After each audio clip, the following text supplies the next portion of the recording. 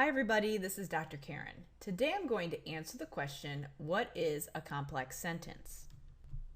A complex sentence is a group of words that has at least one independent clause and at least one subordinate clause.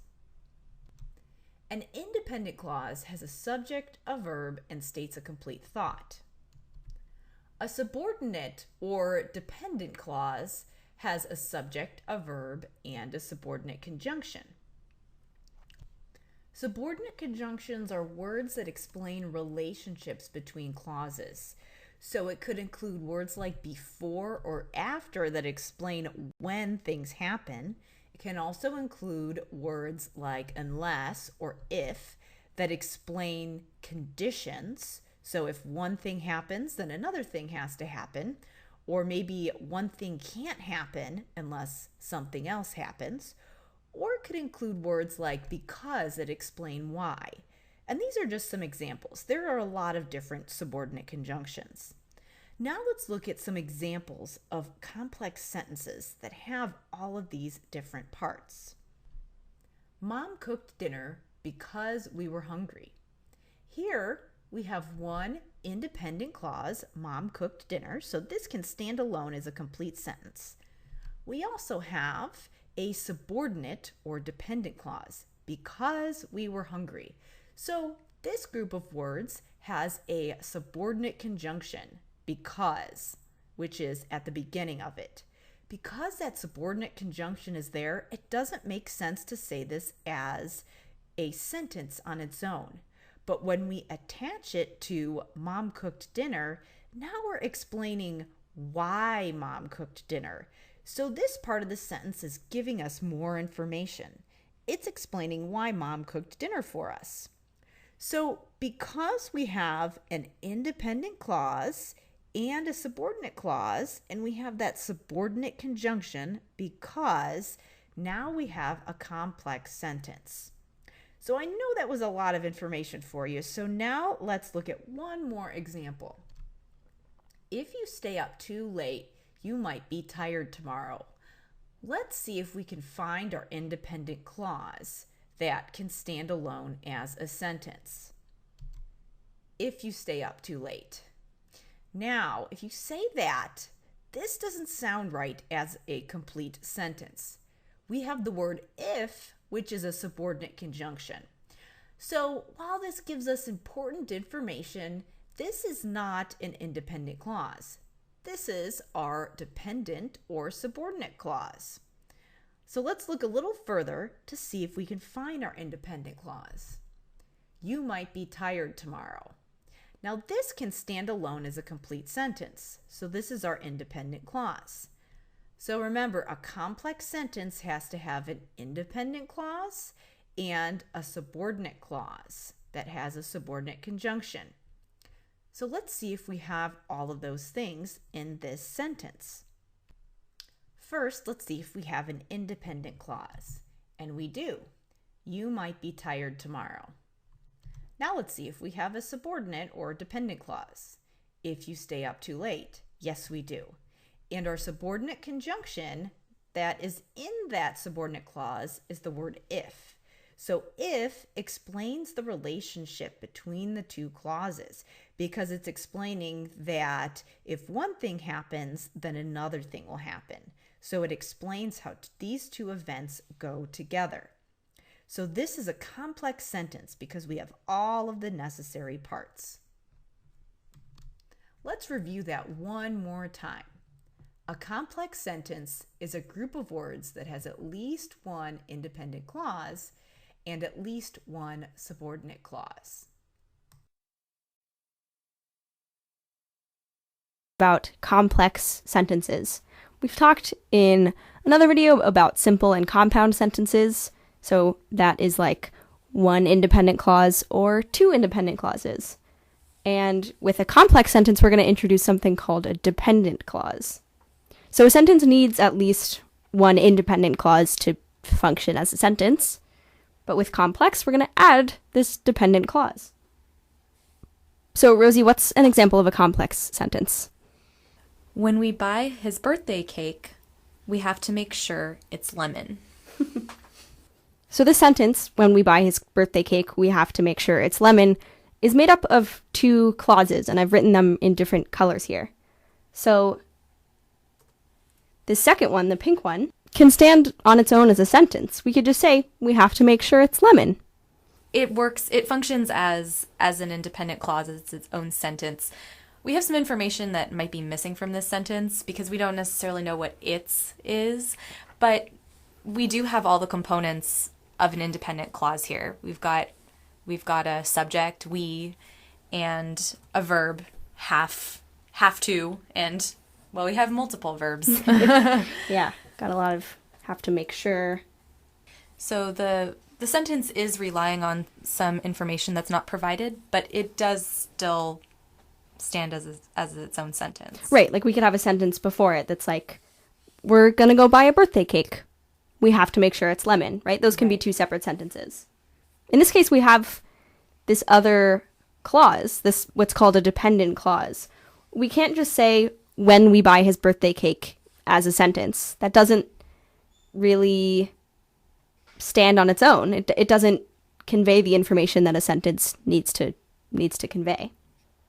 So we could have an independent clause or a sentence that's just, we buy his birthday cake. It's kind of a weird construction. I don't know that I would say that. You could maybe say, we are buying his birthday cake, right? But we buy his birthday cake still works as a sentence. It has a subject, we, and a verb, buy, and it expresses a complete idea. It's an action that's happening, and it tells you who's doing it.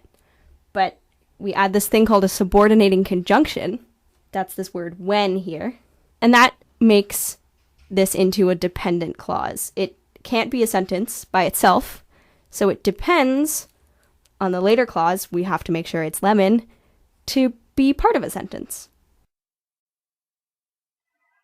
Today in grammar, we're going to talk about complex sentences and subordinating conjunctions. I'm going to do the teaching portion first and then have you practice in your reader's notebook. So, an independent clause is a simple sentence and tells a complete thought. It has a subject and a verb. A dependent, on the other hand, has a subject and a verb, but it doesn't tell a complete thought. It can't stand by itself. We form a complex sentence when we combine one independent clause with one or more dependent clauses. So let's look at the example. He went swimming even though the water was cold. He went swimming is our independent clause. We have a subject and a verb, and it can stand and tells a complete thought.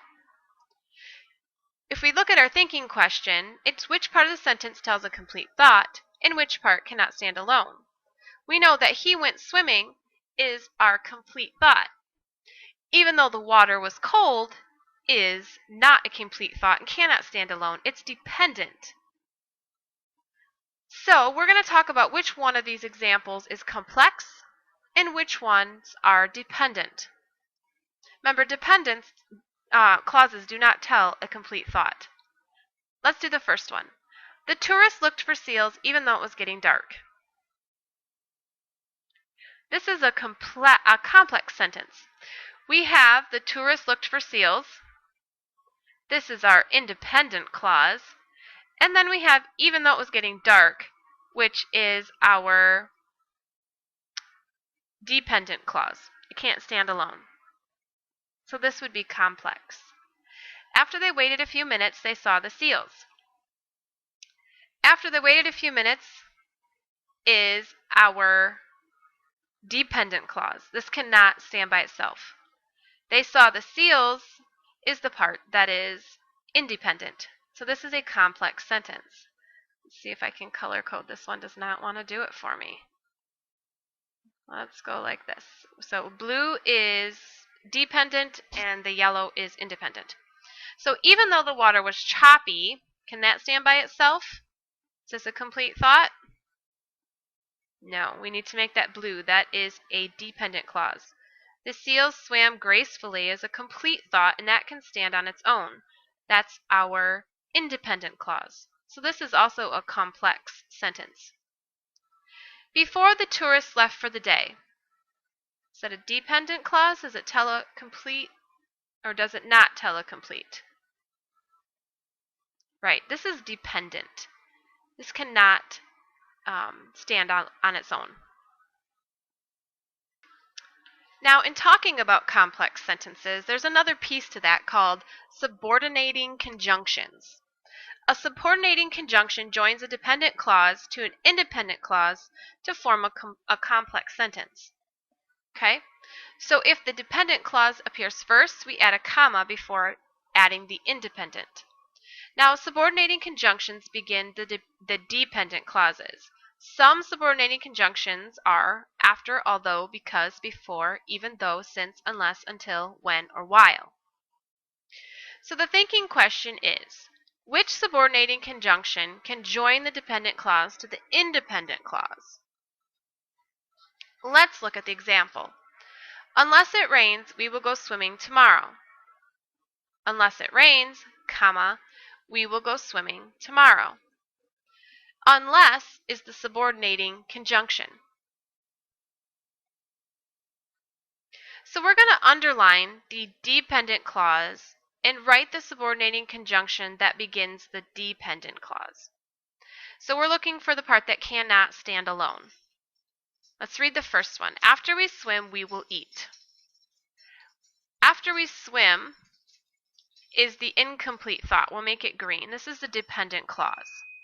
The subordinating conjunction that begins the dependent clause is after. And I can't do both. Can't do the dependent and the subordinating conjunction. So after is our subordinating conjunction. Okay? Let's do the second one. People dove underwater until they were out of breath. People dove underwater is our independent part until they were out of breath. Until is our subordinating conjunction. Try 3, 4, and 5. Pause the video. See if you can find which word is the subordinating conjunction.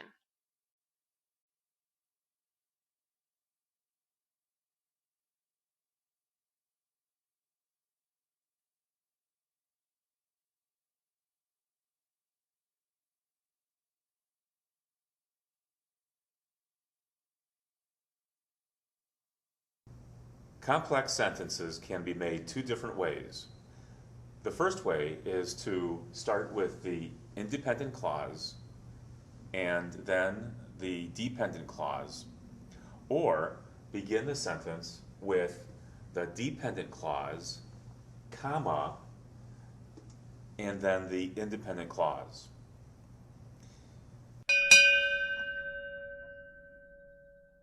I made dinner after I came home. Here's the subject and here's the verb. I made dinner. This is an independent clause, followed by the dependent clause, starting with the word after. The subject is I, and the verb is came. Both clauses have a subject and a verb. In complex sentences, the independent clause and the dependent clause can usually be reversed. After I came home, I made dinner. In this example, we start with the dependent clause, then there's a comma, and then the independent clause. I made dinner. After I came home, I made dinner.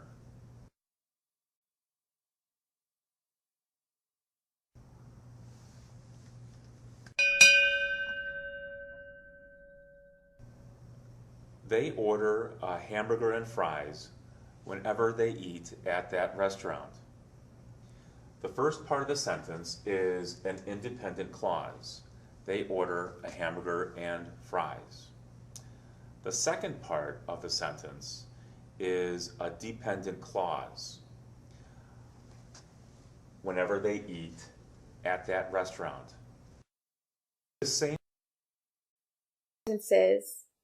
A complex sentence includes an independent clause, which is joined by one or more dependent clauses. A dependent clause either lacks a subject or a verb, or has both a subject and a verb, but does not possess a complete thought.